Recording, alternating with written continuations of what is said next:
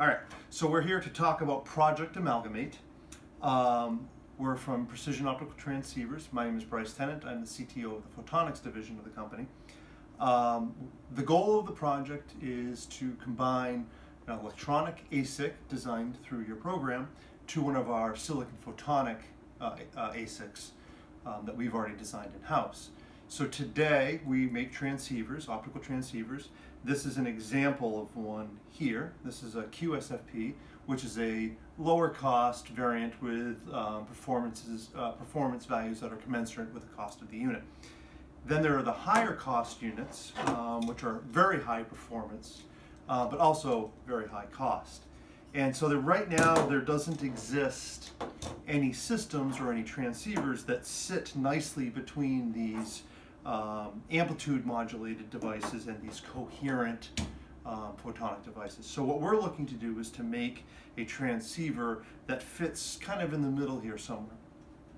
And we've designed and developed the silicon photonic components. We work with a place called AIM Photonics right out of Rochester, New York. And we have a team and a staff that are experts in silicon photonic design, as well as RF design, software development, signal processing. So we want to leverage all those skills that we have today to make this chip. But one of the limitations that we have is that for us to drive that chip requires off-chip or off-silicon photonics chip TAA drivers, modulation drivers, signal processors, microprocessors, and other external circuitry. And for us to connect our silicon photonic chip up with those other entities, we have to do wire bonding. And those wire bonds have large links, which increases the inductance of the unit and therefore reduces the speed, the effective speed of the device. And so we need to get away from those wire bonds and other limitations as well. So what we are pursuing here is a design and development of an ASIC that kind of brings all of those TIAs, mod drivers, amplifiers, all that together, along with some digital signal processing and also microcontrollers and microprocessors with memory, all into a single ASIC, where we would then kind of flip chip the silicon photonics chip on top of the designed ASIC, so there is a packaging effort associated with this as well, to kind of create an entire system on a chip that is both photonic, integrated photonics, and CMOS electronics. So let me see, I'll bring up a picture here of what we're talking about. Should have had this ready. So here's what we're talking about from a system level picture. This is the signal path down below, and this is the control and digital logic up above. I do put signal processing down here. So let's just talk through the signal path first. We'll take it from a transmit electrical interface where I would have differential high speed, maybe 56 gigabaud per second data coming through, or gigabit per second data coming through differential lines. We would do conditioning, RX signal processing where required, high speed ADCs to get this out, I flip this, high speed DACs, to a transmit analog front end, and then we would take this signal and then modulate this onto a off of a modulator, optical modulator, off onto an optical fiber, single mode optical fiber. And then reverse is opposite for receiver. I come in on a single mode fiber with an already modulated signal that has gone through some large length of fiber, hit the analog, or hit some analog conditioning, convert it down, do RX signal processing, back out differential electronics. And then on top of this, I would have to come in and have ARM control for bias control, thermal management of the modulator drivers in silicon photonics, control loops, and that would be through my low-speed DACs and ADCs. And I have an interface back over to the switch, which is either MDIO or I2C. I have RAM and flash for my program and control.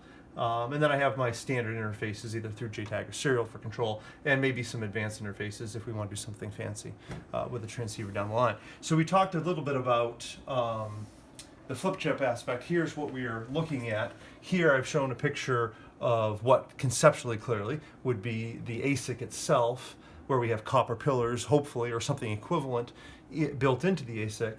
And on this side, we have our silicon photonics engine, where all the modulators and photodetectors would live here. And the job of this guy is to convert the light back to electricity and electricity up to light. But what those electric signals are has to come from here. How those electric signals are conditioned comes from here. So the goal is that we want to take our chip that we currently have designed, which we'll show you in a minute in the lab, and then flip it on top of this ASIC here as conceptually as such. So now we've got the ASIC designed through your team or with your team, and our silicon photonics chip sitting on top. We would do some sort of wafer bonding process here, and then come in with single mode optical fibers here for our control signals. Then package this thing up in its entirety in some sort of common package, either BGA style or some sort of other QFN style package here.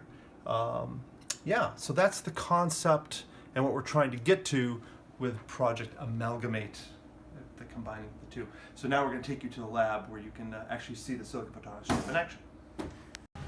So here we are in the lab, showing what we currently have set up, where we have a photonic chip with a single optical connection connected to an electronic chip that is performing signal conditioning on the optical signal.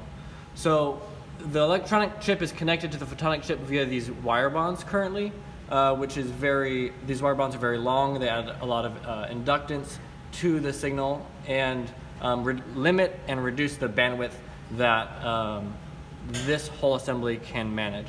So we want to be able to take this kind of assembly that's doing signal conditioning, but in this sense it's receive, but also in the transmit side, we want to take it from this kind of a package that's very large and spread out, and we want to bring it to this kind of a package that's very compact. The electronic and the photonic interfaces are very short so that the bandwidth can be as wide and the data transmission can be as fast as possible. Here's a set of chips we just received through AIM Photonics. They're both transmit and receive custom designed circuits specifically for transceiver applications.